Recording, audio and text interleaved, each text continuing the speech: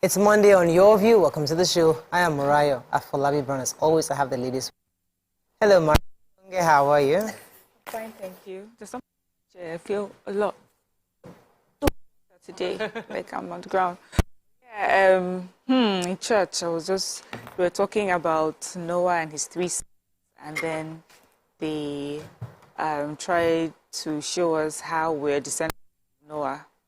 And remember one of the sons of Noah that saw his father naked, skinned one, who is the black, who his descendants were cursed. Where is Africa? Where Africa is coming from? But they were like, no, where we are coming from, we're not the ones that were cursed. It's the Canaanites that were cursed. Very confusing. Now, just think. You see this Bible. Are you sure from the very beginning they were not trying to make us seem like we're, just cursed and we should accept that? And the people who are light-skinned, they are walking under grace because they've never been cursed. I did not like it. Yesterday was hard to swallow. I don't know. I don't like. We are enlightened now, so we look at things differently. Question things. How are you doing, Tokwe? Did you cut your hair? No, it's shrinkage. Yeah, no, I wanted to. So I'm going to do my hair today. No. Packing gel, and I don't want to put any product, so I just washed and left it, and I did not know how I'm going to style it on the show. So all the colors have gone. Yes, I trim out the colors. I think maybe like next year, I'll go back and put a bit more. But putting color on my hair ensures that I don't get to be very, very long as the hair can be. But we're having fun. My natural hair will be fine. All road leads to Benin, Yeah, we'll be fine. How are you doing? I'm doing great. Yesterday I went to drop my kids off to boarding. Nice. Their father was feeling very bad, but I had to tell him, I said, don't worry. These kids, they need the experience. Let them, at least we'll be seeing them every weekend. And I'm also getting ready for the trade fair starting this Friday. Yay! Yeah, so all road leads to Tafawa Balewa Square. Oh, nice. Please, that's before you cook to allow your husband to agree, please. Because my husband has not agreed. I want my kids to go to boarding. At least Elizabeth, I would therefore I cooked. I know. It was the energy to make I will learn it. You have the energy to make because honestly, I need that recipe, honestly. But yeah, I mean, same thing. My own pastor over the weekend was, he conscripted me to read the media. I know I hate being on. I do TV already. For me, that's enough publicity. I don't even need extra at all. I like to just stay in church and just mind my business. Yeah. But he just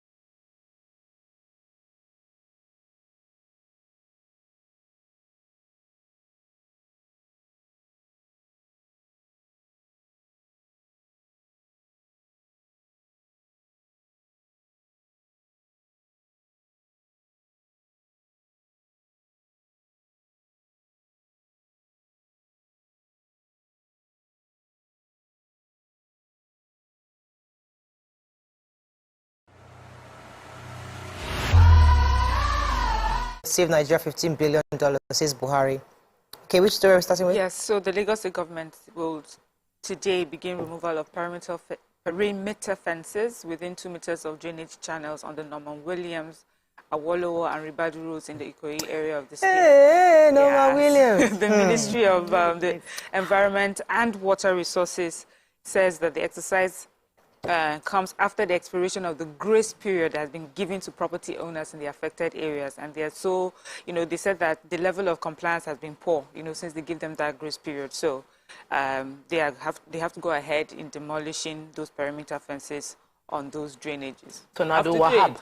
We said Hurricane Wiki in Lagos. We have tornado Wahab is the one that is getting our waterways. That's like near that Glover area. That's like the cream de la cream. That's the height of the expensive. That's the creamest of the cream.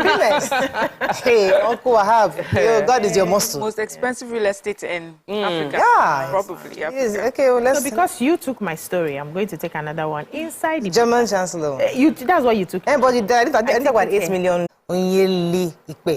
And Affirms Bank with John Vance Industries have signed a $40 million cocoa export deal at the Fidelity Bank International Trade and Creative Connect Health that was held in Houston, United States. According to this public relations officer, they said that the loan will be provided by Affirms Bank, with Fidelity Bank acting as a local administrative agent. The MD, the managing director, Mrs. Nneka Onyeli said that we're delighted to participate in the tripartite loan signing ceremony. Demonstrates the size of the opportunity in Nigeria cocoa market and its potential to meet the demands of U.S. off-takers. So this deal will be able to create some kind of a pipeline between Nigeria and the U.S. for exportation of cocoa, which is, I think, is enormous for us. We don't want to export cocoa. We want to export refined, so processed. So that they'll stop cheating us. Okay, good. But this deal, please, the deal is $40 million deal, and it's going to help us to also have off-takers in the EU, which I think is a good thing. We need the much-needed dollar. Yeah, anything that brings us dollar right now is important.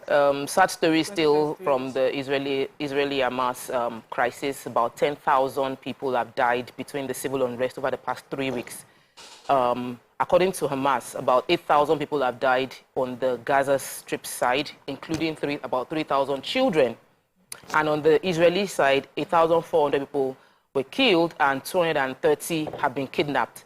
The bigger challenge is the fact that it is now taking a new dimension. People within the Gaza area are attacking the UN relief agencies where they have, the same way it happens in Nigeria where palliative is being looted. Yes, they've gone to the warehouse in the central town of there, and they have the place used to store humanitarian convoys crossing from Gaza to Egypt, and they've broken into a lot of the UN relief agency materials, and they've taken most of those things. They took the fuel, medicine, food over the past few days. So it's not just about the fact that there's now the fight happening, but within the places where there might be seemingly peaceful area, they are now even attacking each other within the Gaza Strip. So the UN is asking for help and calling for calm within the areas.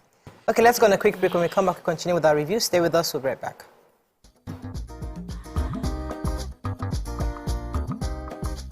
Stay tuned. Your View will be right back. So, have you ever wondered what happens behind the curtains of a man's mind? Or perhaps you're one of those who wonder what men talk about when they gather. Well, here goes.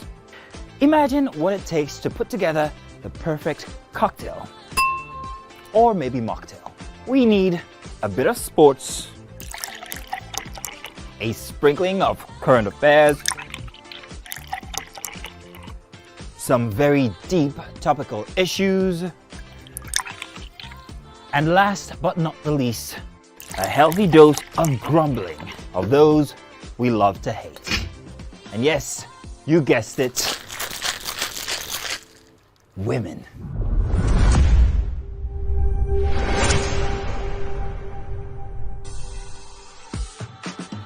So, if you catch the drift, then you're onto something. We will provide you with the right insights into most of your curiosities, right here within this beautiful cocktail we call the Black Table.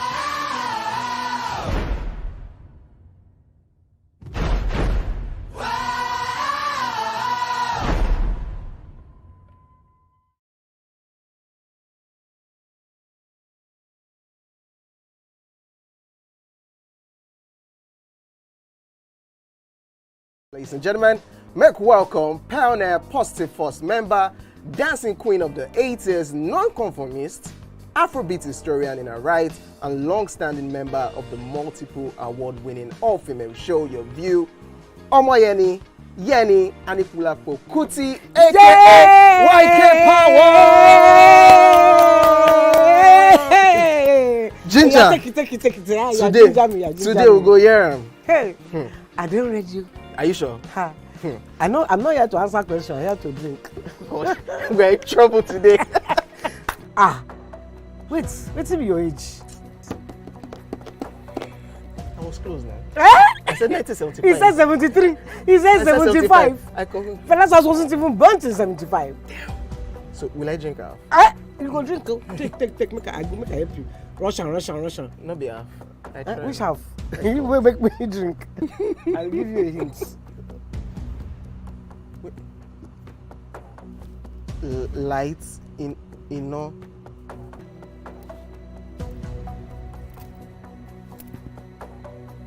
Nepa Road. Nepa Road in Abeokuta. First of all, my brain cannot memorize everything. A big black bug. A big black dog. Bug. A big black bug. Oh, sorry. A big. It don't start. Ọmọ fẹlá. Ọmọ Anikulapo Kuti. Wọ́n rò pé kíni kékeré yìí. It's by Audison. It's not by Audison.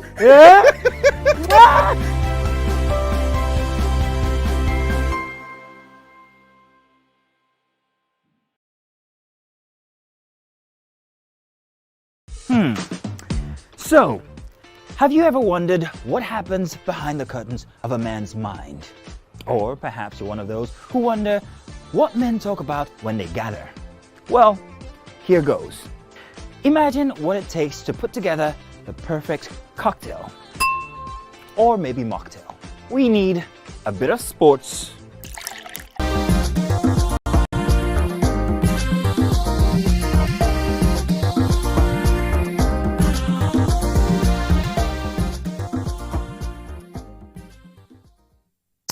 Thanks for staying with us. We're still reviewing the papers. Moving on now to Daily Sun. Concerns over economy rise. CBN goes after erring banks.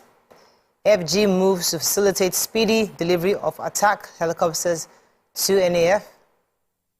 Tinubu won battle but must work hard to win the war, says mascot Uzokalu. FG Labour meet over fuel subsidy agreement.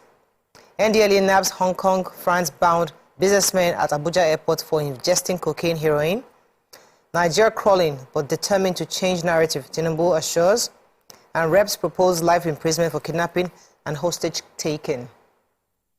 Okay, which story are we starting with? NDLA. Yes, please. So they announced that they arrested 2 businessmen at the international airport in Abuja with consignments of cocaine and heroin. One was going to Hong Kong and France. It was in their belly. So when they were arrested, this scan revealed ingested illicit drug. One of them excreted in detention 72 wraps of heroin. I mean, when we say the word, in fact, I don't know if the paper did it deliberately, but they blurred the word excreted.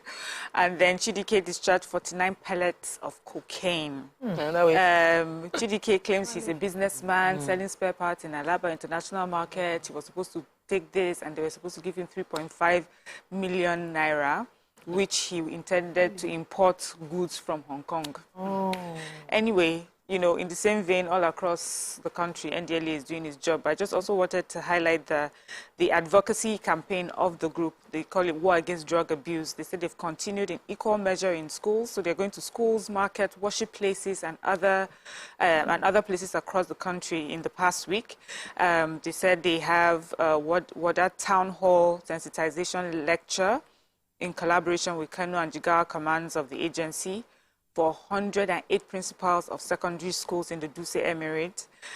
So, you know, in places like Ebonyi, secondary schools in Afikpo, you know, different places across the states, in Oyo State as well. So this is the advocacy arm of it, sensitization, bringing awareness to different people. So it's important, you know, as they're arresting them, we're also teaching people and hoping, you catch them young with the right message before they make the mistake of getting arrested as drug mules and drug dealers. Yeah, so the House of Representatives is proposing life imprisonment without option of fine for anyone convicted of kidnapping and hostage taking in the country.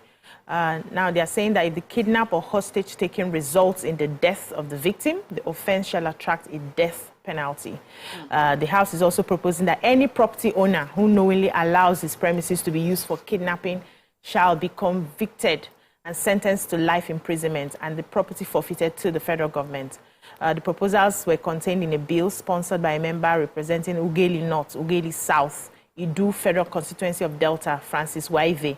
And it sort of, covered every... So sometimes when we have kidnapping and the person is found, we always focus on the person who had done the kidnapping. But now this bill is covering everything, every aspect. Like it works like it's a team. I think people should read up on this particular article and see what this bill is about. Yeah. Okay, let me take the CBN is beaming its searchlight on commercial banks and gathering intelligence on sanctions and sanctioning those who are hoarding forex. I mean, many have seen the artificial demand for because of these banks are hoarding dollar. According to this report by Daily Sun, the naira tumbled last weekend to 1,316 to the dollar across the country, and Bureau d'Exchange operators concluding that there are no convincing signs that it's not going to get better. And so CBN is going after many banks, saying that many of them are hoarding this forex. Sources said that the new generation banks is currently under probe. A substantial amount of forex has been tucked away in their offshore branches. Bureau d'Exchange operators also accuse the banks of hoarding forex to sell at cutthroat rates in the future. The hoarding of forex by banks is fueling artificial scarcity and continued rise in dollar rate against the naira. Some banks are speculating purchase from the I&E windows, selling for profit in parallel markets. So they're keeping it. How about our VIPs that have vaults in their house, that they've buried dollars in their... So how do we check those? So CBN is chasing the ones that can check under its own jurisdiction, which is the banks. First of all, they let EFCC, let other people go and chase the private people. But these banks are under their own purview, and they're chasing them. Anyway, IPOB is speaking out. Ima Powerful, who is the spokesperson for IPOB, was saying that following the recent exoneration of IPOB by the court, they are asking the federal government to also remove the label that they feel was misplaced on them, that they are not a terrorist group, they are a pro-Biafran agitation group, and that they are calling on, they always address AU, EU, USA, Russia, Amnesty International, everybody come and support them to get, this is our agitation, we are not a terrorist group, and they're asking that the government should go to court where they have already petitioned an appeal for the prescription to be taken out. Yes, they won that case last week. High Court Imo State actually has given them. Yeah, they won that case. That's necessary. Federal government might appeal though. Yes. See how that goes. But in the meantime, they need to be given the right name. Moving on now to Vanguard. Let's see how much time we have left. Just a few minutes. Halt. Fall in naira value, NLC TUC NECA tells federal government. Net foreign exchange inflow falls 54% to $7.29 billion in H1 2023. Varsity lecturer killed in Niger State. In Niger, actually. Oyo government files appeal against removal of Shaun. Tinubu ACF orders mourn as Ohinoyi of Iberaland dies at 95. Fidelity Bank boosts Nigeria's non-oil exports with FITCC Houston. Tinubu to German leader, we want to change weak economic narratives. And Minister of Foreign Missions to enroll over return date. Okay, which story? The ministers are in row over return date. The ministers and foreign missions. The minister ambassadors of the Minister for Foreign Affairs, Ambassador Yusufu Tuga, had said that everyone that is working with the Nigerian missions should be returned back to Nigeria by October 31st. However, the envoys are appealing to our President Bola Tinubu that he should give them till December so that their wards, that their children can write their promotion exams, and consequently streamline the academic challenges that they would be facing or dropping out that they might be facing based on dropping out from the academic year.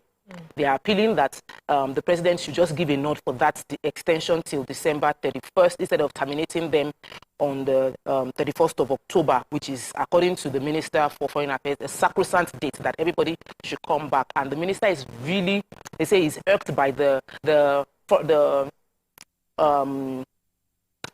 envoy they are irked by the minister's stand to not allow them to stay till December. They feel that he's not being sensitive to their appeal, that they are asking for education, and that it shouldn't have to be a serious showdown, which is what the minister is saying would happen if there's extension. I don't know if there's more to the story.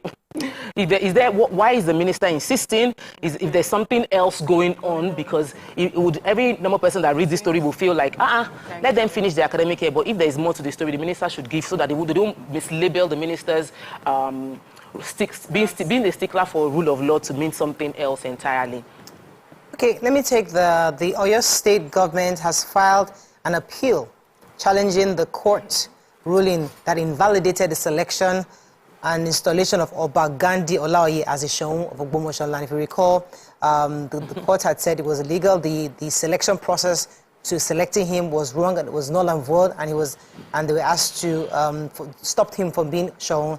However, the government themselves, that's the Oyo State government, have instituted an appeal to challenge this judgment according to the application for stay of execution pending the hearing of the determination of the appeal defendants applicants against the judgment of the Court of Appeal, Ibadan Judicial High Court. The application is seeking for an order from the courts restraining the complainants and others from preventing them from taking any step further, as the judgment is still being on right now.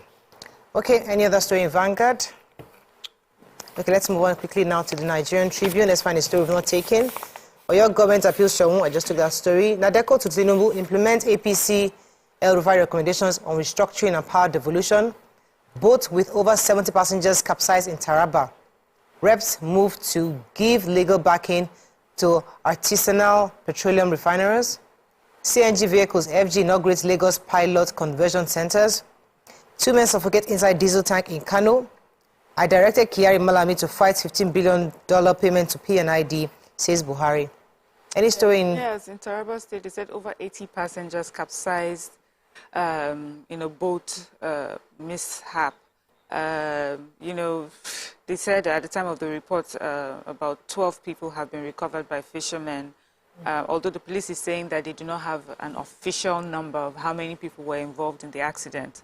But, we'll wait for that. But obviously, it seems like a large number of people. They said that they were on their way from the market, and then midway through the Benue River on Saturday evening, this is when it happened, attributing it to these people not wearing any life jackets when this happened. Probably also overloading of the boat as well. As you know, this is almost become like a regular occurrence in Nigeria, boat accidents across the country. Some weeks ago, we had about 40 passengers that had from Niger to Kebbi State capsized. Last month, 26 people died in a boat mishap in Niger State, while another 15 died in a similar accident in Adamawa State. Same story, overloaded boats, no life jackets, and no following the navigation rules. So those are the things that, we just hope our people would learn, and then we put systems in place to make sure that people do not endanger their lives this way. Yeah, we lost 2 other men who were trapped in a diesel tank. This happened in Kano, Katsina Road in Kano. So they said they were actually employed to clean the diesel tank. By the time they got in there, they suffocated. They were trapped inside the tank. Before people realized it and came to rescue them, they had lost their lives already. Okay, that's all we can take on front page review this morning. When we come back, move on to our hot topic of today. Stay with us, we'll be right back.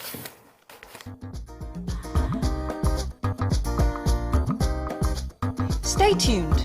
Your View will be right back.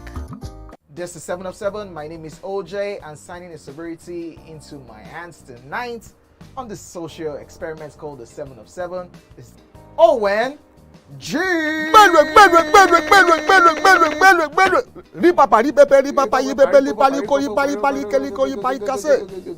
is the name, or what was the name? You see, I want to make them better now. Rock Heart. No, of the goats. when they brought it on stage. The name of that goat. Yeah. We should go there. No, that one easy now. I'm just drinking this so that I can ask him my own questions. It's not because of Buga. he didn't get it. You know, you know. Okay. Mention 10 female stand-up comedians in Nigeria. See, just mention their stage name. If you annoy me, you will mention their real names and the year they started. And if you annoy me further, you mention the names of their husbands and the names of their children. Try me now. Okay, mention their name. Let's just. No, wait. No, don't. No. Name, real name, stage name, husband name, children name. 10 of them. Even the 10. That's a lot. Eh? That's a lot. Did I cut your question for you? Yes. When you were happy now. With your hunchback. That was it. You are wasting time. We don't have time. See, my brother, before we go on a commercial break, you are stubborn. And I told you since. The fact that you play this your hair does not mean. You understand? See this bar hair you are looking at. It's experience. I've suffered before you. But I try now. When you there during the military era of Abacha and Babangida, you know what happened? I be Gen Z. So that Gen Z, I will remove 4 out of 10. That's like 4 out of 10 they pass exam. Don't drink this thing. Well, baby, you are on here. Drink out. If I land you.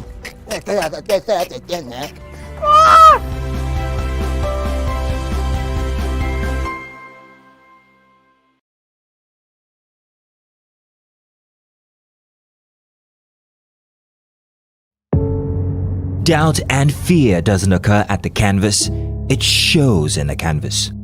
It shows the conation of raw earthen material slabbed, stroked and molded at a pace provided by the doubt and fear. Every move way in the struggle of one to the other, merging the past to the present, brushstrokes of colors seen but not known. For when the wailing stops, the pieces settle down in abject beauty erected for a century of a century. Speaking, advocating, protesting as the arts are meant to be.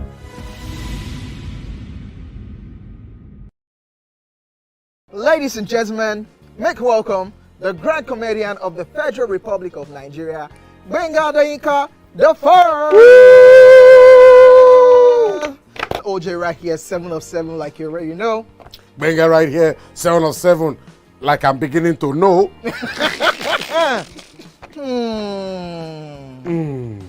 It's now time for the questions. You don't scare me one bit. Bata, I go drink. So. Okay. So now one chance for Inter. My first question. Do you remember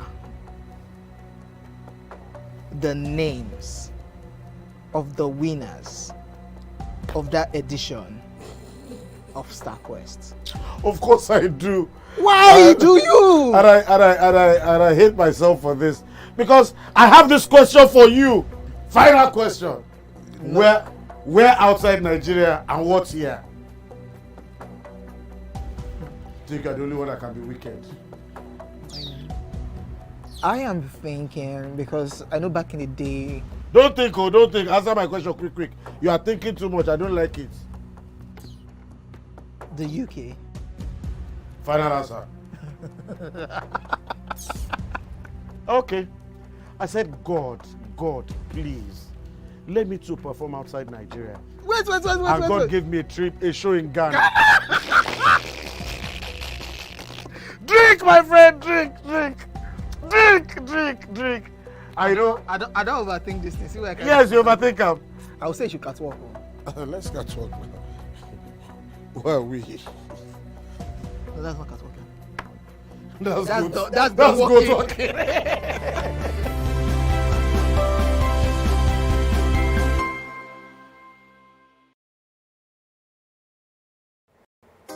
Come closer.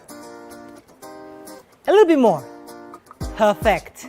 I have exciting news for you. You asked for it and you got it. Your favorite breakfast show, Your View, will be going to 2 hours. We're going to have in-depth analysis of the newspaper review and more conversations on the hot topics. The ladies of Your View and I we'll be stirring up our guests to get in-depth into all the various topics, and you, our viewers, will have the opportunity to call in and share your views. After all, it's your view. Join us on Your View, 9 a.m. to 11 a.m. for a fantastic conversation. Don't miss it.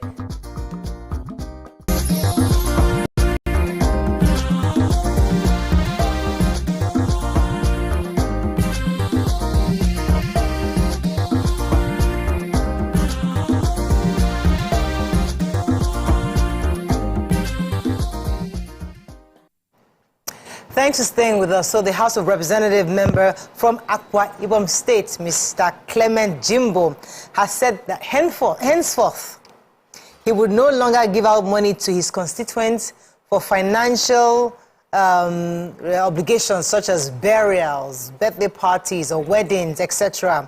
Mr. Jimbo, representing Abak Etim Ekwo and the Ika Federal Constituency, announced this in his post on Facebook. And he says all financial solicitation for burial is hereby suspended till further notice. Please bear with me. Now, we've had this conversation a few times where lawmakers have continually said that many people within their constituents always come to them for one thing or the other. Either their parents have died, they need burial, money for burial ceremony, or their children are getting married, or they're having their 80th, the landmark birthday. You know, you must be there, you do Ashwebi, the whole works. And lawmakers feel that sense of obligation. But this man from Akwa Ibom State is saying, please, I'm not doing it again. We'll now have that conversation with what happened with the former chairman of EFCC, Abdurrashid Bauer, when he came home, and everybody in his community was celebrating him. He was so excited. And we sort of saw the benefits somewhat of those of you that give back to your community. Maybe they don't care how you got the money. As long as you are paying school fees here, you are giving money here, they will say you will receive the celebration. Either you break law or not break law, you are a criminal or not criminal. Once you come home and you meet your constituents, they will receive you in open arms. So when politicians or appointees are faced with these kind of situations, what's the best approach? Do you completely focus on the work you've been appointed to do, or find a way to meet the financial obligations of your constituents so that when anything happens to you, God forbid you go and get in trouble with the law, still receive it of us? What are your thoughts? I mean, this is just a conversation. You can call us on 081-7641-6798, 08090-241-63440. You can also tweet to us at TVC Connect. Please hashtag YourViewTVC so we can read your tweet. And on YouTube, we'll be willing to read from you. Talk about you want to start. What are your thoughts on this man from Akwa Ibom saying that he doesn't want to pay burial ceremony anymore? Okay, I don't know why he's picking out burial ceremony, because this week is me. I'm doing burial ceremony this week. And did you ask him for money? I did not ask him for money, but other politicians I would appreciate if people are supporting, and we are grateful for the support we've gotten. I think that as a society, we're a society that we're very communal. We help one another when there is need, and we look up to people that we feel are better off than us to see if they can support us in our times of need. So I don't see anything wrong with somebody. No, I don't believe in asking. I believe that generally, if you have a community, the community should naturally rally around you to support you at the time when you have a need. Most of other occasions are usually planned. Burials are never really planned. You don't plan for when somebody will die. And so I can understand why the need for funding burial can come up. However, when we rely on politicians, we're putting undue pressure on them that will distract them from their primary assignment. And in most cases, the primary assignment now becomes, how do I keep my constituents happy so I can get re-elected, as opposed to delivering dividends of democracy and speaking up for my constituents. This distraction, they don't need. This distraction is one of the reasons why we cannot complain. And it also portrays the kind of constituents that we have. Constituents that feel like I'm going to judge my lawmaker based on how generous he has been to us as a community, as opposed to how well he has defended us as a community, how well he has represented us.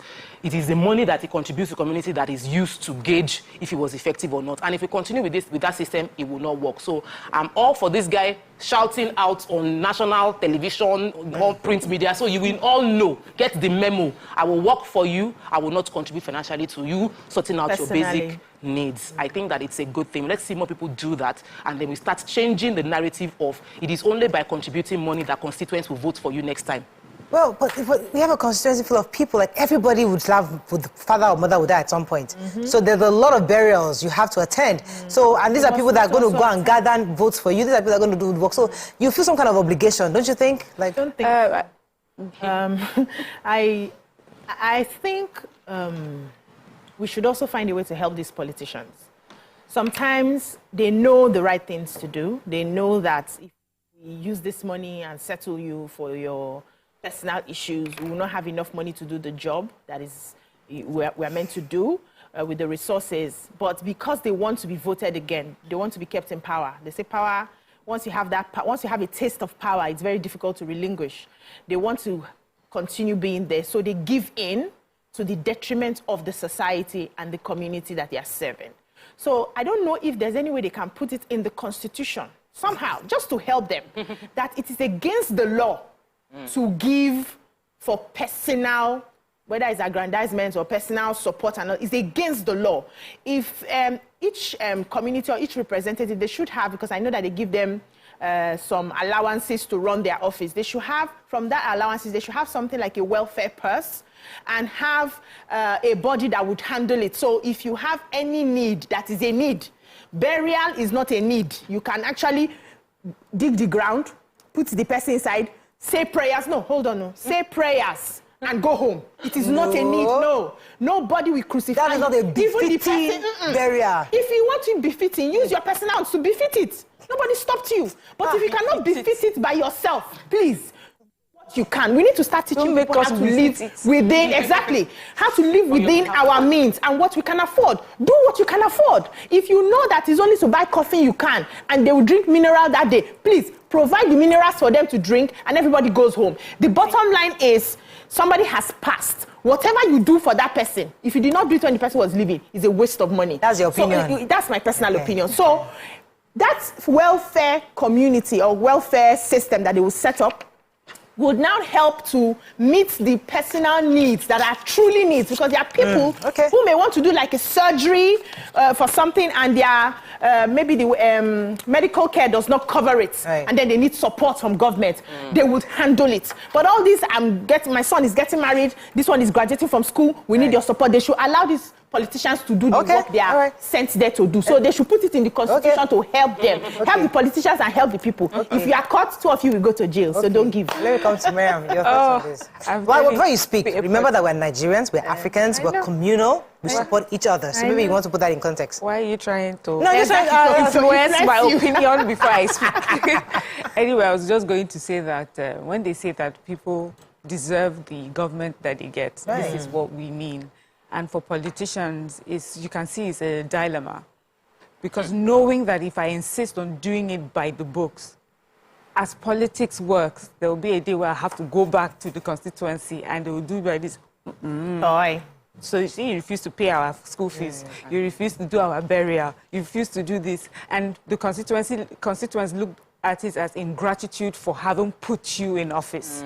So I think it's a constant balancing act for politicians to see how they do it, at least for those who with some sort of integrity, to do it in a way that it doesn't affect the development of that community so much, you know. And that's why you say a lot of our politicians are so keen on what we call the stomach infrastructure, because we want what we want it now. And then those elephant projects we used to hear about, you know, which I feel like is not so much in current administration, but where they'll build these big edifices that we're not going to use, that they're just standing like an eyesore in the community. Because tomorrow when you say you did not do something, you can point, look at that big building. That is what I did. So in the end, it comes back to us. What do we want for ourselves? The politician will only give you what you want, what you think is important. And what he has said, I've heard other politicians say that, but in the end, they would still go go back to doing it the way that they've always done it, because they will have people who will advise them. In fact, some of them will threaten you. Some constituents will threaten you. You'll come back in 4 years. You'll come and meet us. So you know that this is going to happen. So really, what he said is the right thing. And I wish that other politicians would, sort of adopt that, so that constituents will just know for certain that there's no one else doing it anyway, so you're not going to call anyone out. And then concentrate truly on doing the work that you're meant to do. They do constituency projects, which I feel personally that, they shouldn't be involved in. Executives should just do that, But they do that because that's another way of making sure that their constituents would support them when the time comes. But if Nigerians keep insisting that we want these small payments, we will always have this situation. Then finally, for some politicians, it's not that they are so willing to do the big things. It's that you also know that you just want to put money aside. So it's easier to say, well, the money that was supposed to be used for my community, I use it to pay fees. Because in doing that, you have carried some. Right. It's easier to hide some for yourself in that sort of scenario. Okay, but if you're doing constituency projects where you have to account for every single naira that was, that was spent, you may not do it. Then finally, we have had governors who have told us that security votes were used for burials, and we have called them out, we insulted them, how dare you? But at the time, some people were collecting it, they were praising them. Yeah. So really, in the end, we deserve the kind of government that we get. Let me take Sunday's calling from Ogijuk. Oh, sorry, Loksa. Please, to achieve what Mariam said, for there to be this unanimous front by the legislature to say that we cannot sustain this if we want democracy to work, then we would have to resort to BC solution, which is make it a constitutional thing that if you are seen giving or taking, you will be, maybe you'll be penalized. You probably would have to lose your seat. Isn't it a better option where understanding who we are? First of all, I like it when we start from the answer to the question. We are communal. We like to support each other when these things happen. I know friends who say, I don't do Ashebi. Fast forward, their mother dies 10 years' time. They're not calling Ashebi. Wondering, I thought you didn't like the culture. That is who we are, because we can't. We beautify. We see the beauty. That's the truth, because that's who we are. We first of all I'm a foreigner. I'm educated. I don't do this kind of stuff. When your own father now dies 20 years and we see you calling and wondering, I thought I didn't do Ashebi. So I'm saying that if we do it such that there is a budget, I think that what our legislators like is transparency. Yeah. How much is coming to your purse? How much is salary? How much is for constituency projects? How much would you budget for welfare? So everybody knows that every month, I have 20 million for welfare. You have to apply ahead. No, yes, you don't know that your dad is going to die by God's grace. But if your father unfortunately dies at the time where I'm exhausted, I don't know, I'm just saying, like, maybe we should make it more transparent. It's a case of misplaced priority. We are, in this Nigeria that we have people funding wedding. A governor created a ministry to organize mass wedding, to organize mass matchmaking. Yes. Because that's the problem he's willing to solve for people. We are not going back to find out, why is there a need for a mass wedding? Why is it that the men are not able to fund wedding or be able to propose to the women? There's something wrong with the you're missing it. It is this same Nigeria. We don't get dollar. We are paying for pilgrimage. Pilgrimage, according to the Islam that Nima has broken down for me several times, it is what you can afford. Yeah. It is this same country that you will be using government funds to buy ram for Muslims to kill. And yet we know that in the Islam killing of ram, it is what you can afford. Christians too now started going on pilgrimage. If you calculate the money we spend on all this pilgrimage and all these things, misplaced priority. Somebody now created Ministry for Happiness and appointed the Commissioner for Happiness. So you see that we don't know what we're doing as a country. Happiness and important ministry. We need to be happy, my sister. Let me take important ministry. Wait, I'm happy that we're going. It's not a Nigerian thing. It's because of you are talking long term. Let's go on a break. When we come back, we'll continue this conversation. And for ministry, stay with us. We'll be right back.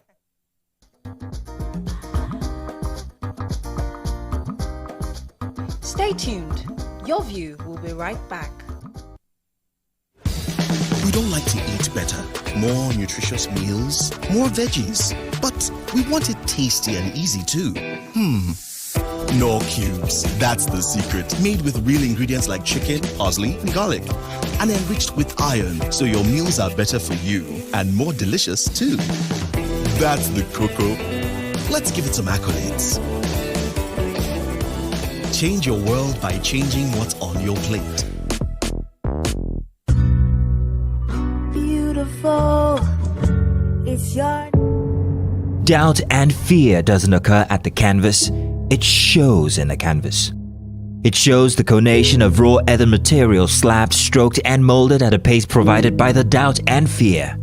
Every move weigh in the struggle of one to the other, merging the past to the present, brushstrokes of colors seen but not known. For when the wailing stops, the pieces settle down in abject beauty, erected for a century of a century. Speaking, advocating, protesting as the arts are meant to be. Ladies and gentlemen, we have Made Kuti in the view.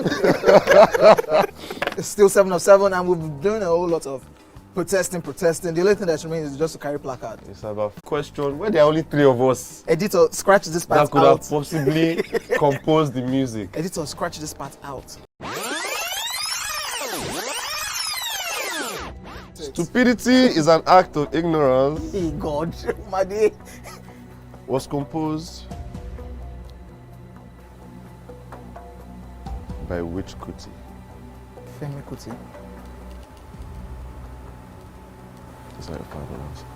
Oh God, I'm Shion Kuti. No, wait, Femi Kuti. You said Femi Kuti. Wait. You can't be allowed. No, you've not asked me anything. Everyone. You've not asked me anything. So my final answer. No. All I have to say is this show is really about drinking. Yeah, that's the whole idea. The questions don't matter. That's the whole Justice idea. is out the window. We throw caution to we the have wind no right morals here. On the 7 of 7.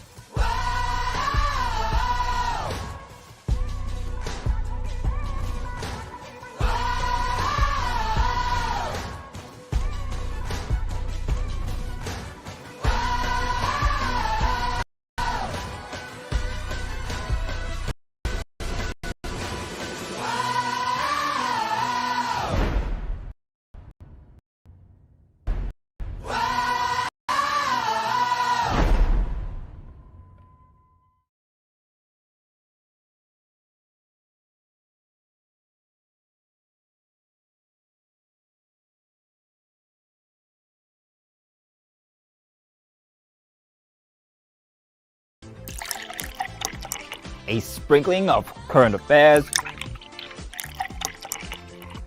some very deep topical issues, and last but not the least, a healthy dose of grumbling of those we love to hate. And yes, you guessed it, women.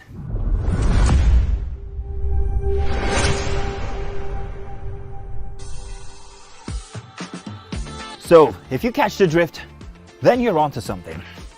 We will provide you with the right insights into most of your curiosities, right here within this beautiful cocktail we call the Black Table.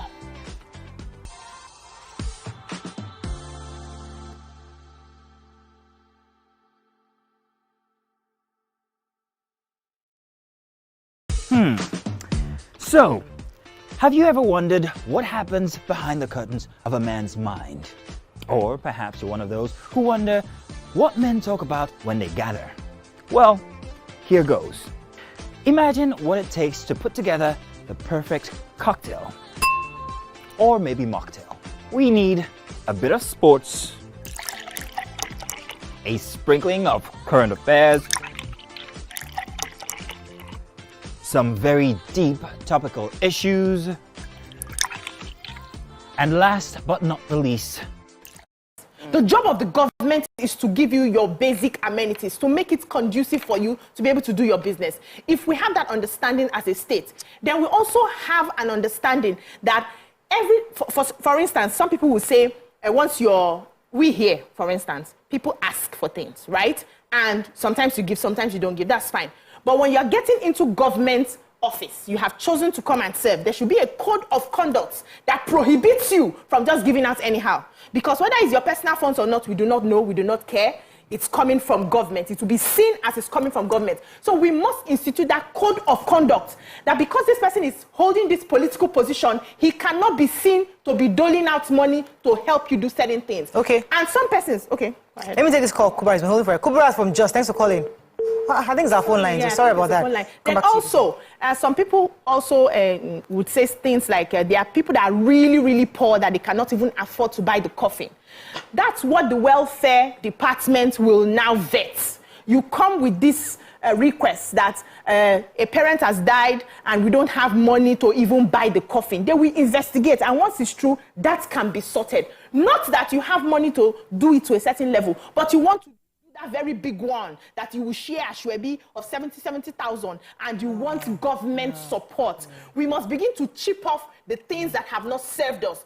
The politicians spending money to satisfy different individuals because they want to come back into power, for example, has not served us because the roads they're supposed to do. Your father, for example, the primary health care. Calm down. Your own father is a very notable person in your community. Yeah.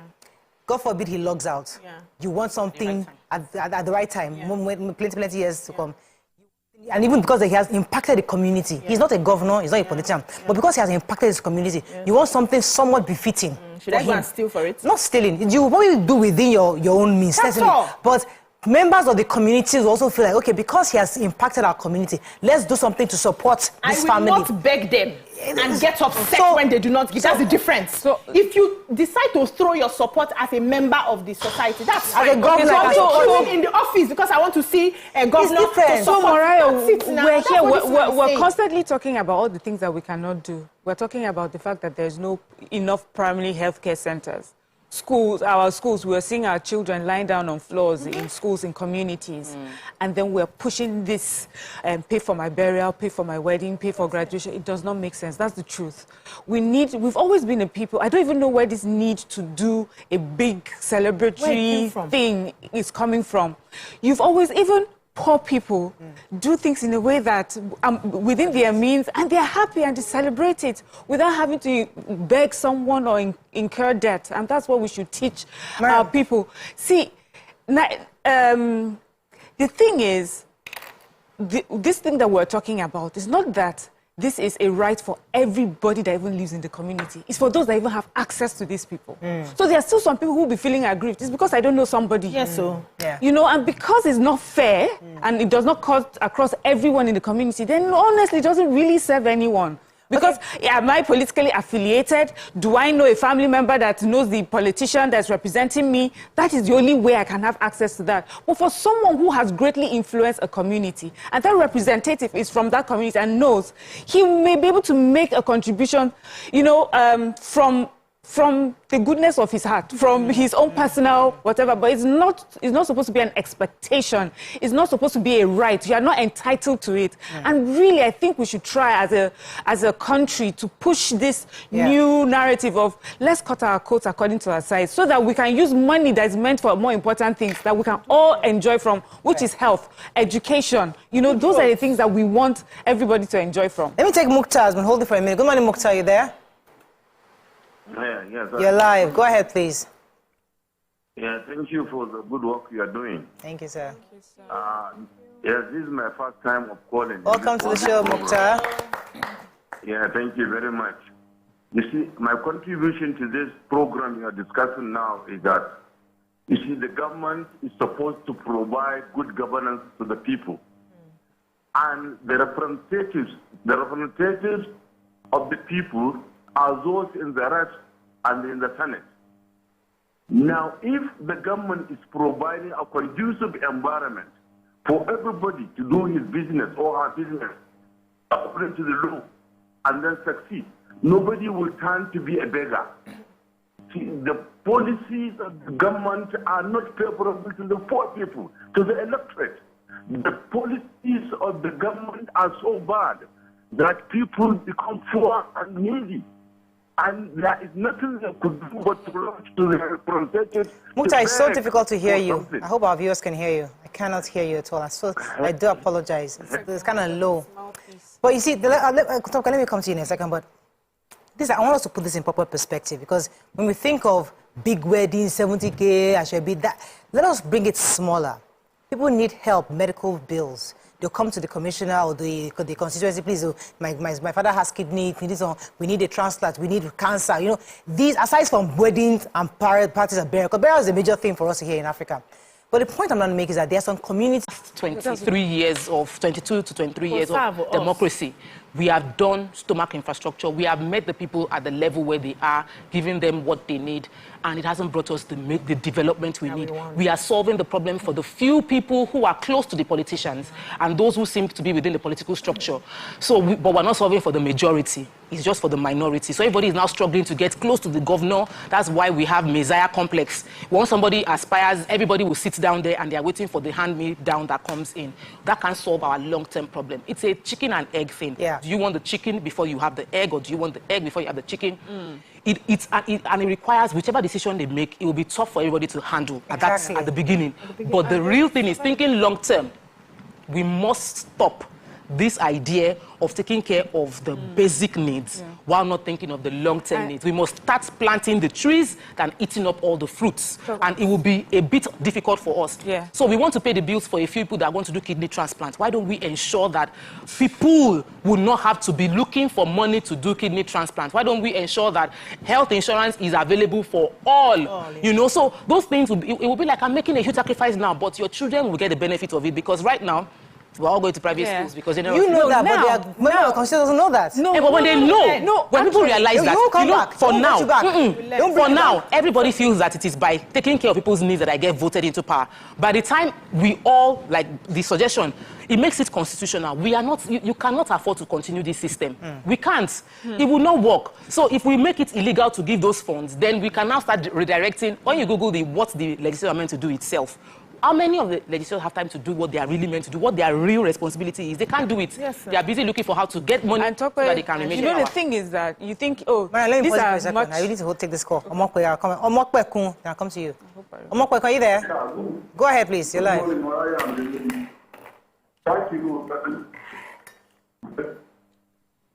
Omokwe.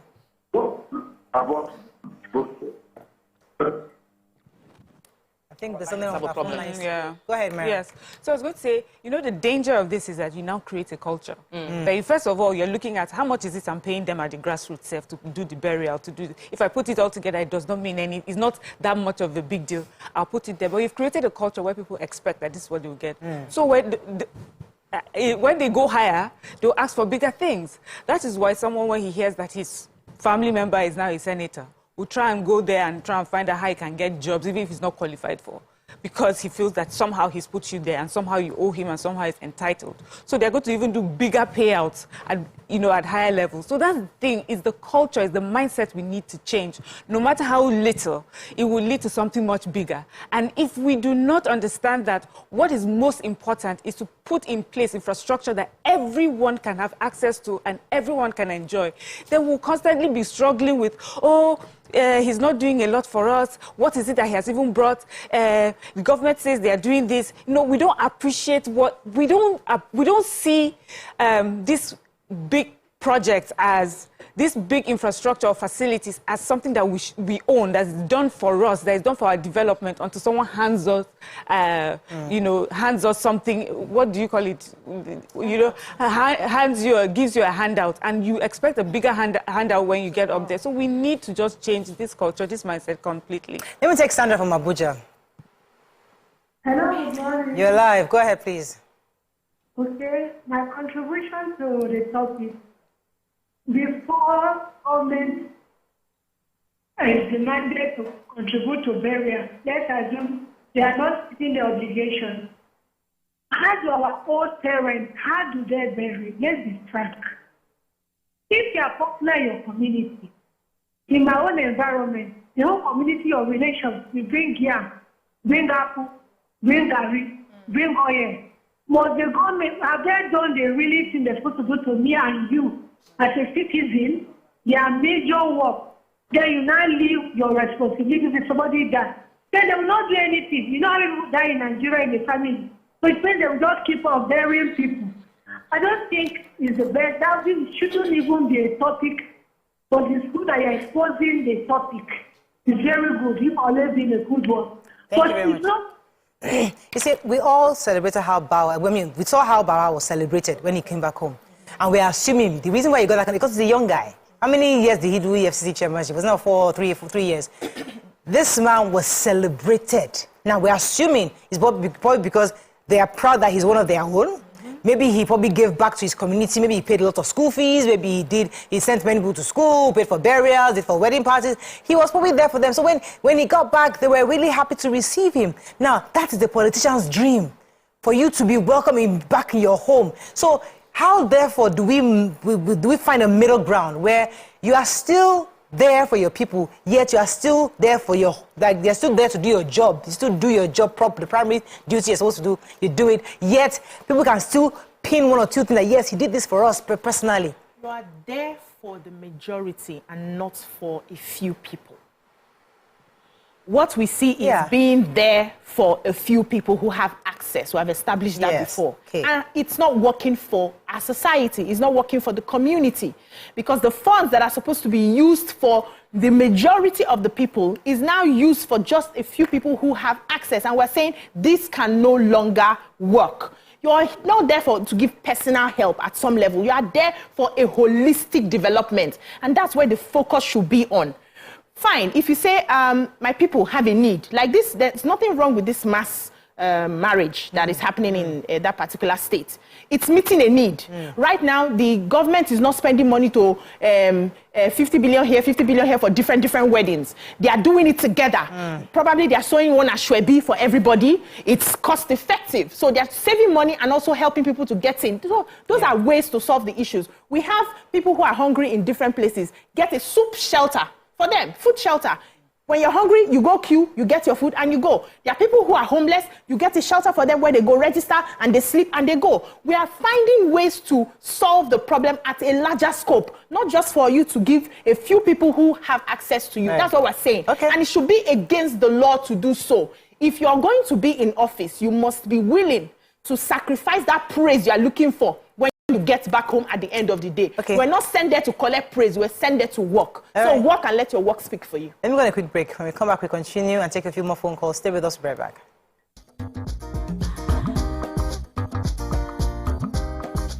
Stay tuned. Your View will be right back. Ladies and gentlemen, make welcome Pioneer Positive Force member, dancing queen of the 80s, non-conformist, Afrobeat historian in her right, and long-standing member of the multiple award-winning all-female show Your View, Omoyeni Yeni Anikulapo Kuti, aka YK Power. Ginger. Take it. Today we'll go here. Hey, I don't read you. Are you sure? Ha. I'm not here to answer questions. I'm here to drink. We're in trouble today. Wait till your age. I was close now. I said 1975. He said 73. He said 75. Vanessa wasn't even born till 75. So will I drink half? You go drink. Take. Make I help you. Russian. No be half. Which half? You will make me drink. I'll give you a hint. Lights in no.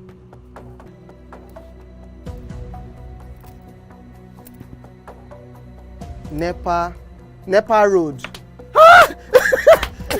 Nepa Road.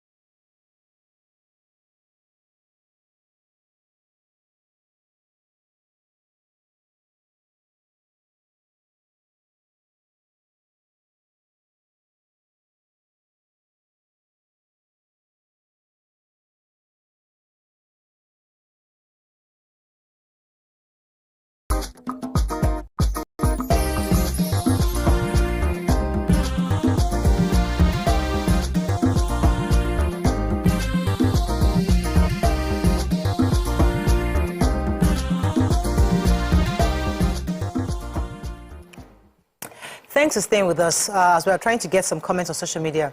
You know, when we have this kind of conversation, I remember our current President Tinubu, he's trying to do what he can to fix economy, to fix Nigeria in a whole.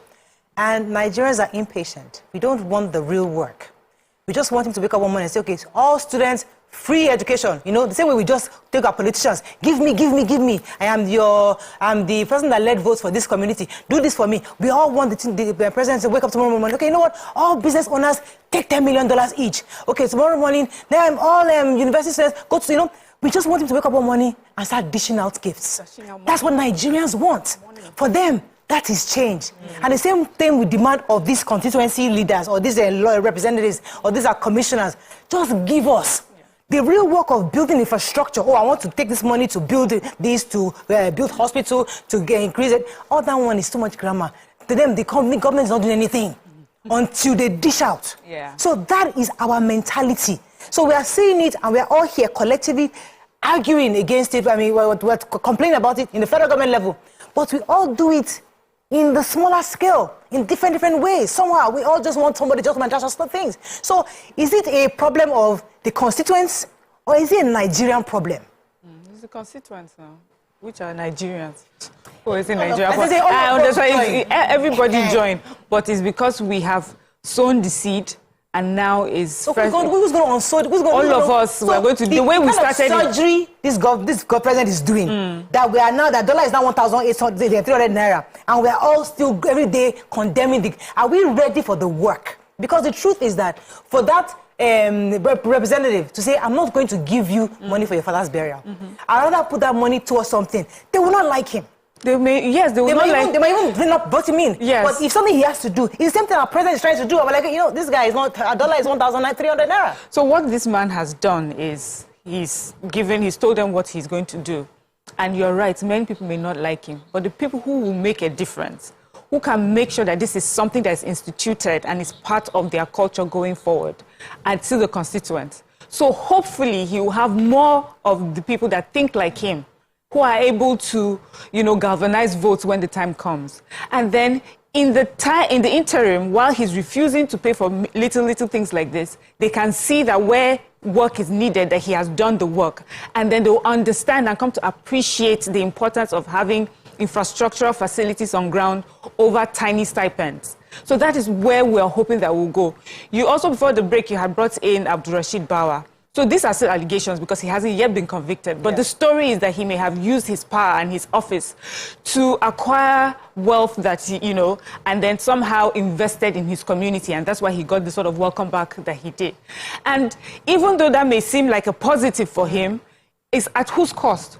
Whose money did he take? All that money that he took, was that how it was meant to be spent? And of all the money that he took, allegedly, how much of it did he really give back to community and how much did he keep in his own house, in his pocket? So the truth is, there's no good side to doing it that way. It's always a bad thing. When we had, who was it that came back from America, from the UK, who had been locked up for all sorts of corruption, yes, and he was welcomed back like that as well. Those of us that were not from Delta States were looking at people from Delta States like, look at you. Then when your own state happens, then you know, everybody, you know, Bayelsa State, when it happened to them too, look at you. So you're right, we're all the same, but we need to change because it doesn't serve us at all. Let me take Ishola, then I come to you, BC. Ishola, thanks. But I'm going ahead to do it and not care whether they like you at the end of the day or not. There's nothing wrong with a few governments not being, voted back into office, and they say it's fine. If that is what you people want, I can't do this, and I'm okay. I've served the 4 years, and I'm good. Must you die there?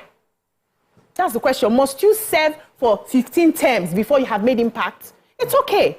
What we need is government officials that are ready to have that political will to say, we must change this country. Once you get me there, I may be tough, you may not like me, but this and this and this is the way to go. And they cite examples of how it's been done in other places that we admire. We love those places, but they don't do handouts the way we do here. They are not as entitled as we are here. What they hold government accountable for is the basic amenities. And once they have it, everybody has the capacity to go and make their own money. Just give them what they need. And that is, sometimes they think that what they need is that handout, that fish. Just give it to me now. Let me eat, feed my children, and I'm good. We are not thinking collectively, and it's the government's job to help us think collectively, enforce it, whether we like it or not, till we get to that place where we begin to appreciate it. So this House of Reps member now who is complaining, if he has, for instance, decides to have that conversation with a few of them like him, and they say, okay, we will vote you out. Vote me out. The next person will still not do it. Let me see how many people you will vote out at the end of the day. Let me take this call. Then take a few comments on social media. Good morning from Owode. You're live.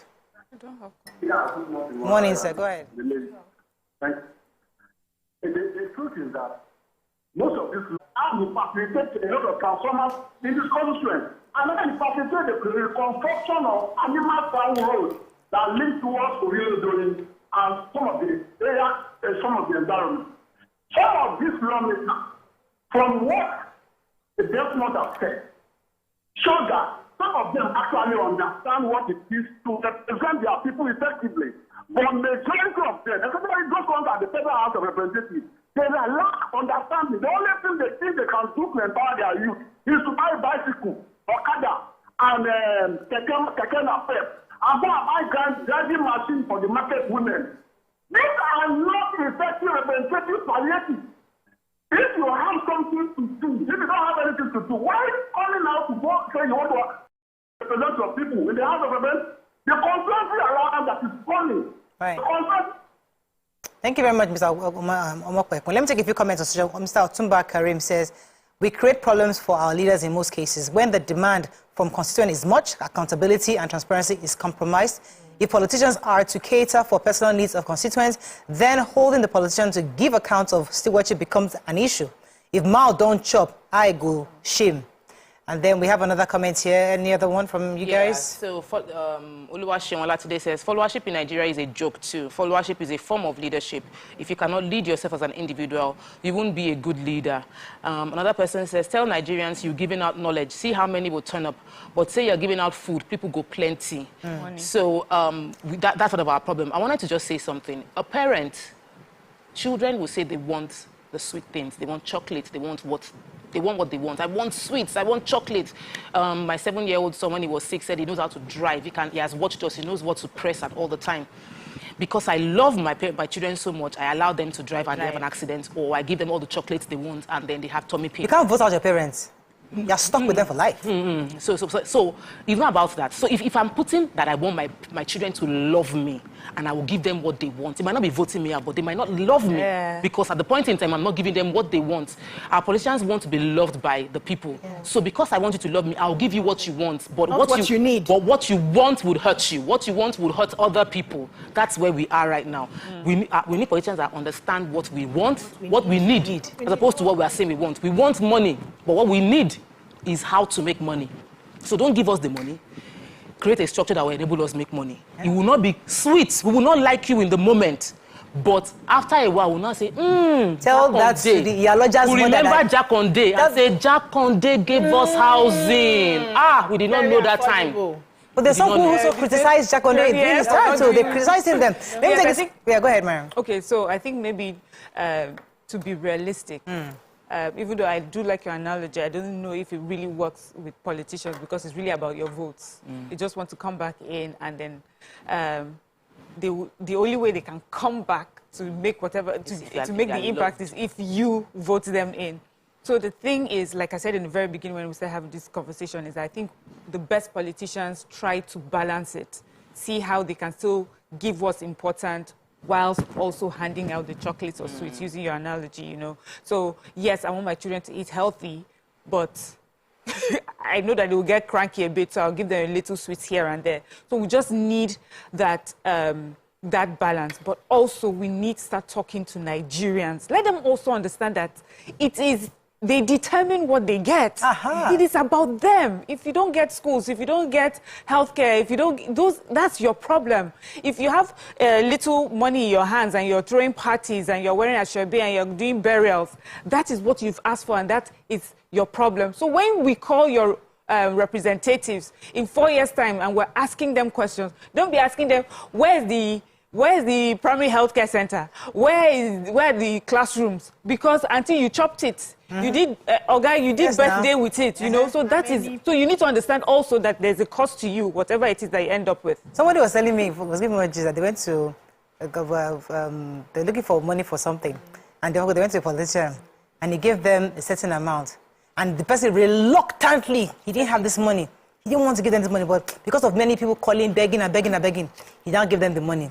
Family said, how much he won't give us. Hey, man. Only they know, how hard it was for that person to find them. We have heard that. Yeah. Say that imagine after all the, see how much he sent to us. They say he's the something of something. See how much he sent. We've heard this. And the ones that after tenure they go back home without luxury. They will say, after 8 years. Old. Yeah. And not even build house. Yes. Could not even do this. Have you seen family members that call out their family members? Yes. Please do that. Pocket your integrity. Yeah, what is it? What integrity? Please throw it away. Exactly. Because I've had those conversations. What was it feeling like? After 8 years, can we see it? What is it? That is why the government must help them to enforce. See, the government does not owe you your wants and your desires. If you want it that bad, go get it. If you desire it that bad, go work for it. But your needs, the government will help you to give a footing so that you can balance and satisfy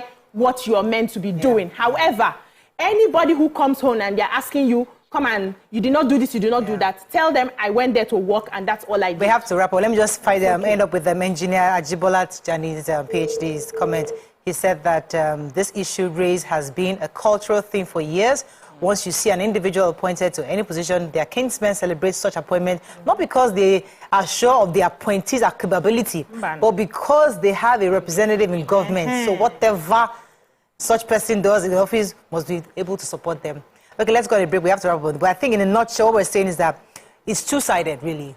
The House of Representatives member also has an obligation to his constituents to actually bring the dividends of democracy to his people, not to individuals who are close to him, but to the community at large. And we as a people need to also stop demanding and requesting of our politicians to give us things. We should understand that they are there to work. I've shared this story many times where I know a politician where he was so excited to work.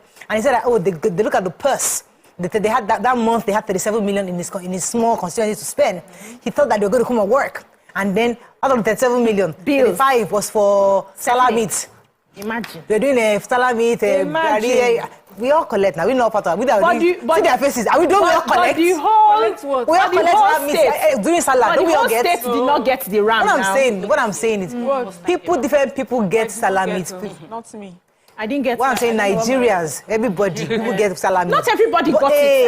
Exactly. Not everybody got it. That got it. People that have access to what I am saying is that the man himself, he was personally disappointed that 99.9% of the money was because of. Did they force him? No, he was disappointing him. He chose to give salami. People that he gave the goat meat or ram meat, did they come to ask him? He chose that because he wanted love. Let us wrap up on this matter. That is all we can take. I thought I could end with this. No, you cannot. We'll be right back with our next segment. Stay with us.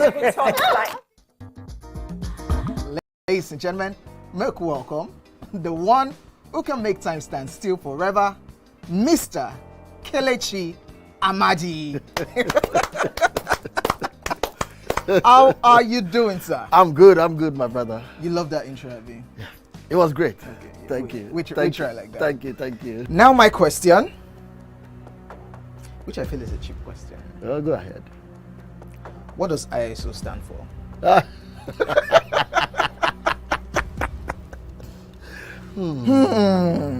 That is it.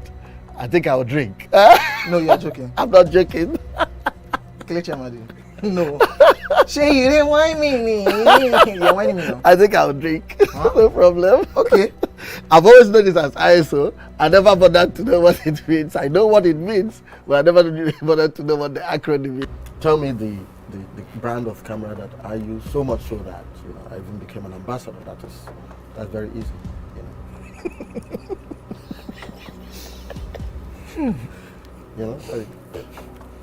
It's out there. It's supposed to be, yeah. I just said, look, I give you this one as a token of my appreciation. Sony. Drink! No, I'm not done. You did not say final answer. Final answer. You did not ask me if that was my final answer. You don't have any choice again. It's only how many cameras do they have? My friend to drink. I gave you a very easy something. Nikon now.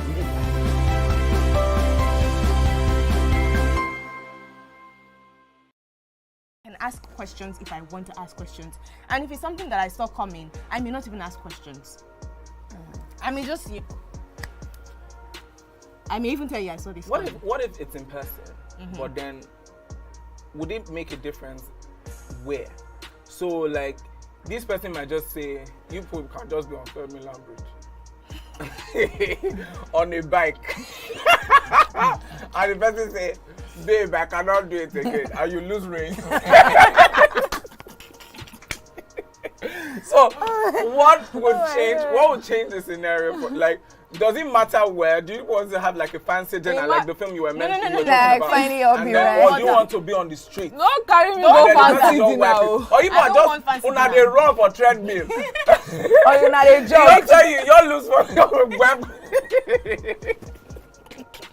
Now I don't turn attempted murder. So which would it be? Because I'm like, in person you have the closure that you want and the few injuries. Guys, that's one place. It could be inside the car. You can sit inside the car. Why car? Why not bike? Who will be driving? Why bike? Who will be driving at this point? The car will be stationary. Pray I'm not the one driving. Just pray. Because I'll go master. You can't be telling me like me. I'm going to drive near water. All you must consider.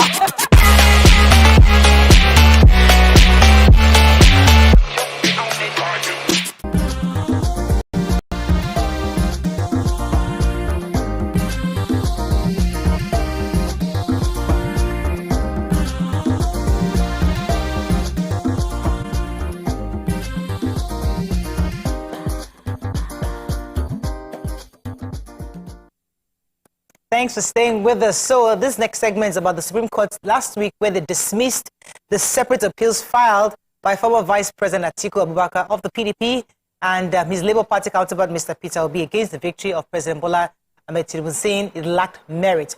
And we know Nigerians have talked about this on different platforms, but until your view talks about it, we know what, nobody's really heard about it. So we have with us right now Barrister Kabir Akingbelu, who will be shedding more light on this. Good morning. Welcome to the show. It's a pleasure for me. Good morning. So, I mean, we know everybody has read and overread the 7 key issues that the court highlighted. Number 1, first of all, that the INEC substantially complied with the Electoral Act 2022. We know that. Also said that the election cannot be nullified due to unavailability of results on INEC's IREV portal, failure to secure the 25% of votes in the FCT, Abuja cannot be a winner's election, and so many others. I can even allow the ladies to read the others. If you have any other, the issue of APC's double nomination of Kasim Shettima had earlier been decided by the court, and so many others. So we know the grounds on which the Supreme Court made its judgments. However, the issue Nigerians are having is they feel that Atiku's press briefing afterwards, saying that they will be looking to go to the international courts. Is that right? Or what are your thoughts on that? Do they have a case? Thank you, Mark. Well, it would be unprecedented because just like in the case of Brown Allen, in 1953 decision where Justice Robert Jackson said that the Supreme Court is talking about the Supreme Court of America, that we are not final because we're infallible. We're infallible because we are final. And that dictum of Justice Robert has been, had been adapted in the case of Adegoke Motors in the Supreme Court here as ours. Now, what we are saying, whether anybody likes it or not, whatever I feel does not matter. Whatever anybody feels does not matter.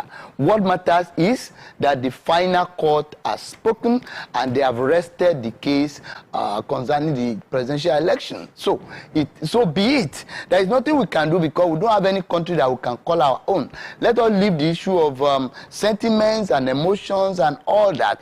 Now, under international law, the country, the court of another country cannot decide for another country. So we have our Supreme Court, which is the final port of call. Although we have the ECOWAS court, but mostly they take fundamental right cases and with a very limited jurisdiction, not in all cases. So I think the way we are, there is nothing anybody can do. And I would have expected Alhaji Atiku Abubakar, Obi, and the rest of them to allow, to just believe that it has come and it has gone. Tomorrow may be their day, and who knows? It can still come. So this is the thing they should have done, because if you look at the two of them, Atiku Abubakar himself, the issue is raising now. Although some of our colleagues, the lawyers, the senior advocates, some of them are guilty here.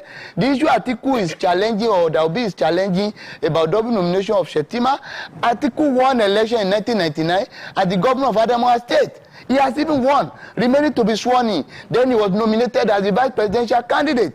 Nobody raised issues against him. Then he became the vice president. At that time, judiciary was the best, last group of a common man. In 2007 or thereabout, Obasanjo sacked him and said he's no longer the vice president of Nigeria because he joined the Action Congress of Nigeria then. And the Supreme Court came heavily on the president and said, no, you can't do that to a vice president because the procedures have not been followed. Obi was, they removed Ngige for him to become governor. And at the time he became governor, Ngige had served about 2.5 years or thereabout. He was brought back to power. After spending 1.5 years, he went to court. He saw president in the state of Nigeria.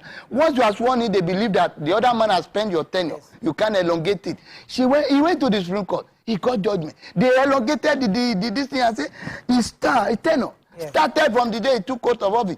At that time, go and look at their press briefing and all that. The judiciary was the last one to come out. But now, why is it different now? And lastly, when the judgment was passed in Osun State, giving victory to the PDP, Atiku, almost, celebrated it like nothing. That, this is the best judgment and all what. Now, but when it's against their party, now it's something else. So I think it is not fair. Okay, so I have this question, because you opened my mind to it last time you were here. Do this, maybe they feel obligated to pursue it to, because of the parties and because of their supporters? Is it like a show of, we are a serious party, we're here to stay, so that you can keep your supporters until the... I think maybe you were reading my mind like an angel. The issue is this. Some of them got crowdfunding. Allegedly, you understand? So in order to impress some people who donated $1,000, $500, $3, $5, $10 across the globe, you will have to justify it. If you just finish at the Court of Appeal and you are not going further, they believe you are not doing the thing. And in Nigeria, I think we should still allow this thing to be that, you should know in every contest somebody must win and somebody must lose. So the lawyers too, we must be frank enough to tell them that we have no case, you have no case, let's not push it further and so on and so forth. Right, let me pause you for a second because I have breaking news now. So here, the Rivers State House of Assembly complex in Port Harcourt is currently a chaotic scene with tear gas canisters puncturing the humid morning air. The fury comes amid rumors of attempts to impeach Governor Fubara of the state. Earlier, a fire had gutted a section of the assembly complex and the main chamber. We will be discussing more on this show tomorrow as it unfolds. We're going to be watching all the clips right now. We'll see more of that, and we should, before the end of the day, more of it will unfold. We just have to inform our viewers of the breaking news right now that is ongoing. We'll come back to the studio. Yes. Yes. So, we sort of predicted this the last time you were here to break down the petitions, and you broke it down very well to the fact that laymen understood what you were saying. And it seemed like there was no case. So I wasn't surprised with the outcome of the results. However, what would you suggest to the opposing factions? What sort of advice do you think would be better for them to take? Because I understand that aside from the fact that they want to live up to that expectation of the people who have supported them, would it be wise to still continue chasing this, knowing all the facts on ground? No, it would be not only be an injustice to their people, it would be an injustice to the nation, because you are distracting the government now, because the final court has spoken now. Anything you do now is distraction, and they will not be fair to the system. They have all benefited from the magnanimity and benevolence of the judiciary, given, under the rule of law. And the rule of law is here. They have interpreted the law to be what it is. And again, we must learn something. Emotional emotion and sentiment has no place in judicial discourse. All those social media cutting, newspaper cutting and all that, all those protests, all those things on and all that, it doesn't move the judges of the Supreme Justice of the courts because they deal with hard facts. If you, it's a classical case of as you lay your bed, you lie on it. If you have not, come to court with a strong case, there is no how. In 1983, Chief Obafemi refused to go to court. Not because he didn't want to go. He said the 30 days limited for filing election petition was not enough for me to file an iron cast case. That's what he said. The 21 days window allowed for filing petition, I want to say, is too limited for somebody to do any meaningful thing. You want to cover 176,300 something polling units in Nigeria. How many lawyers do you want to, engage to do that for you? So it's garbage in, garbage out. And in the case of, I think Buhari and INEC, and Obasanjo, it's in part 1041 of the Nigeria Weekly. Pastor Cholo of blessed memory said, for anybody to win a presidential election petition in Nigeria, it needs not less than 2,500 witnesses. Okay. So, what do you need? In a situation whereby somebody is coming with 13 witnesses to prove a thing against the whole country, somebody is coming with 27. What do you want them to do? Let's assume they even nullify all those 30 polling units or 27 polling units. Yes, nobody is a Professor Pella who can see anything, or God who can see anything. You are here, you are saying what is in Ekiti or in London. You understand? All right, let me come to talk about it. So, based on what you have said, it is a bit, it's as if we are having lawyers who are giving confidence to a case that they know is not, there is no merit to the case. Exactly. Is it possible for us to create a system where the lawyers get penalized for taking the time of our government? Because we're wasting resources of our courts. We have a lot of other things that these our judges need to focus their attention on. Rather than doing that, they are spending time in court trying to prove a case where even you, the lawyer, don't know that you don't have enough evidence to back up what you're saying. The judgment makes it look like the lawyers, these are sons, they are getting paid a lot of money. How do we ensure that the system does not just profit a few lawyers and then puts a lot of difficulty and costs on our government? Okay. Well, you see, people don't know that lawyers could be disciplined. You understand? People don't know. It lies on their client to now say, you advised me wrongly, and they will get good outcome. You understand? But nobody will have the right to say, oh, Mr. A has hired lawyer C, and lawyer C didn't do it. It's only that client that can complain. So if the client didn't complain, there's nothing anybody can do. Government cannot do that. You understand? Because that relationship is between him and his client. It's for his client to know, you should have advised me properly before I start this. Before I started it. Because if you look at the fresh evidence they are trying to, everybody knows, all the lawyers there know at least 90-something%, you are sure that it cannot be allowed. So, please, from your own point of view, based on the case that was put forward, if you feel the lawyers knew that the case did not have strong enough merit and yet they went to the court, is it that our aspirants did not have the information, or our aspirants were just hoping that by sentiment they could win? Or should we now start saying that the aspirants should start holding the lawyers accountable, that if you can't guarantee me justice, we're not going to go through this? Politicians are die-hard optimists. You understand? But it's now, as a lawyer, for you to tell them, this is not it. Because, and again, they are not lawyers. In the case of Buhari and Obasanjo, I can remember, in the case of Buhari and Yaradua, we raised one point then, I was part of that team. We raised the point that all the witness depositions that were supposed to be done in court were done before a lawyer to Atiku. And to Buhari, they did it before the lawyer himself. And the law says no affidavit or evidence can be used in court which is prepared before a lawyer who is appearing in the matter. But the lawyer fell victim of that. All the witness deposition of Buhari, they were thrown off, remaining about 3 and 4. You understand? So, at the end of the day, we raise it that Buhari should have known, in our argument, that Buhari, being a past president and a general, should have known that this is not proper. Nikitobi said, no, I part way with the lawyers to the respondent on this ground. That because the man, Buhari, knew his limited knowledge in law and he has hired a lawyer. A senior advocate for that matter. So, for that reason, if they are not lawyers... All right, let me come in this angle because, my father was a lawyer, and I know the the weight he used to put on the Supreme Court justices, you know, the sanctity, the sacredness of that stool of the Supreme Court. And I saw how in recent times they were spoken to in disparaging terms, you know, like we, even the young generation, the way they talk about the Supreme Court justices, it was like, and I'm thinking, this is like the highest level of any nation. As a lawyer, and as your own experience, how did it make you feel this season, the way the Supreme Court was held? When Nigerians didn't even care. They were just talking about them anyhow. Exactly. It's because the Supreme Court itself need to, you know, they need the searchlight to do some introspection and to also know when child, let us do things rightly. You understand? Whatever, we are not saying they are not doing the right thing, but then when people do all this, they have the right to punish them.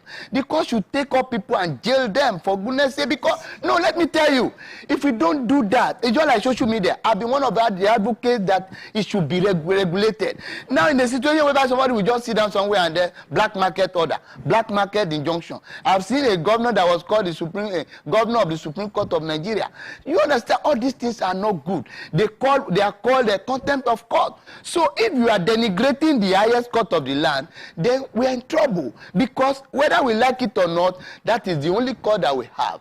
It has happened in America once, in the case of O.J. Simpson. The president had to come and say, no, whatever you feel, this is the highest court of the land. I think people should be educated. People should be brought to book.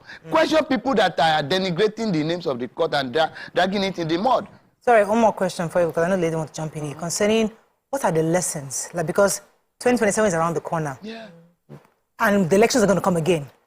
What should the opposition's lawyers, or during elections, what must they do to ensure that if they're going to come to court at all, they must have, what have we learned from this? What are the loopholes that to prepare themselves for bringing the case to court next time? That's like the final question. Yes. Because before we go to that, I wanted to ask concerning, there was a judgment that I took on the show where the judge, after giving the judgment, called out the lawyers and the people that came to media that how come we're having lawyers such as you, coming to media to talk about cases in court, that we should stop doing that. Do you feel like we should start punishing lawyers who come on in the media to discuss cases that are still in court? Exactly. In fact, it is not permitted under the law. They call it principle of least pendant light. When a matter is in court, you don't say it will succeed or it will not succeed. You understand? So leave it. At the time the Court of Appeal gave its judgment, you can pass your comment because that is the judgment of the court.